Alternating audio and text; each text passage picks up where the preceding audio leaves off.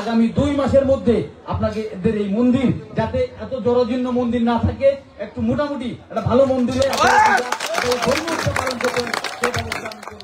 গোপালগঞ্জ 1 কাশিয়ানী মুকসুদপুর সংসদীয় আসনে বাংলাদেশ জাতীয়তাবাদী দল বিএনপির মনোনীত প্রার্থী কেন্দ্রীয় নির্বাহী কমিটির সহ সাংগঠনিক সম্পাদক জনাব সেলিমুজ্জামান সেলিম সম্প্রতি শ্রী শ্রী রাস পূজা এবং 16তম বার্ষিকী শ্রী শ্রীকৃষ্ণের রাসযাত্রা উপলক্ষে আয়োজিত এক আলোচনা সভায় অংশ নিয়েছেন।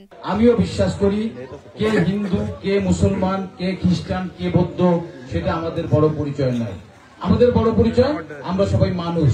আয়োজনটি হয়েছিল ভাটিয়াপাড়া আদর্শ গ্রাম সর্বজনীন রাস মন্দির কাশিয়ানীতে। এ সময় প্রধান অতিথির বক্তব্যে সেলিমুজ্জামান সেলিম অসাম্প্রদায়িক বাংলাদেশ গড়ার প্রত্যয় ব্যক্ত করেন। তিনি বলেন, আমি আপনাদের সন্তান হিসেবে, আপনাদের ভাই হিসেবে থাকতে চাই।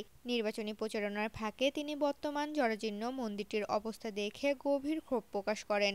আমরা কে হিন্দু, কে মুসলমান, কে বৌদ্ধ, কে খ্রিস্টান এই ভেদাভেদ না গিয়ে আমরা একসাথে ভাই ভাই হিসেবে, ভাই বোন হিসেবে কাঁধে কাঁধ মিলিয়ে অসাম্প্রদায়িক বাংলাদেশে করতে চাই। আমরা সম্প্রীতির বাংলাদেশ গড়তে চাই, আমরা সম্প্রীতির সমাজ গড়তে চাই। মন্দিরে উপস্থিত জনতার উদ্দেশ্যে তিনি বলেন, আপনারা আমাকে ভোট দেন আর না দেন, আমি আপনাদের আশ্বস্ত করতে চাই আগামী 2 মাসের মধ্যে আপনাদের এই জরাজীর্ণ মন্দিরটি একটি মোটামুটি ভালো মন্দিরে রূপ নেবে। যাতে আপনারা ধর্মীয় উৎসব সুন্দরভাবে পালন করতে পারেন সেই ব্যবস্থা আমি করব।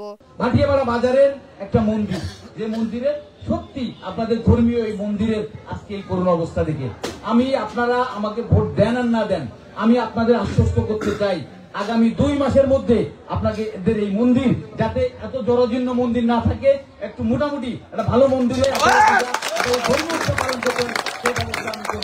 এছাড়া তিনি উপস্থিত জনতার উদ্দেশ্যে বলেন, আমি বিশ্বাস করি আপনারা আগামীতে যদি সুষ্ঠুভাবে শান্তিপূর্ণভাবে ভোট দেওয়ার সুযোগ পান, অবশ্যই আপনারা ধানের শীষে ভোট দেবেন এবং আমাদের প্রিয় নেত্রী দেশনেত্রী বেগম খালেদা জিয়ার হাতকে শক্তিশালী করবেন। তার এই আশ্বাস স্থানীয় ধর্মপ্রাণ মানুষের মধ্যে ব্যাপক সাড়া ফেলেছে। অবশ্যই আপনারা ধানের শীষে ভোট দিবেন এবং আমাদের প্রিয় নেত্রী দেশনেত্রী বেগম খালেদা জিয়ার হাতকে শক্তিশালী করবেন, আমাদের প্রিয় নেতা জনাব তারেক রহমানের হাতকে শক্তিশালী করবেন। আপনারা আমাদেরকে এমপি হিসেবে নির্বাচিত করে জাতীয় সংসদে পাঠাবেন, এটা আমি মনে প্রাণে বিশ্বাস করি। ঋতুপর্ণা, জনকণ্ঠ।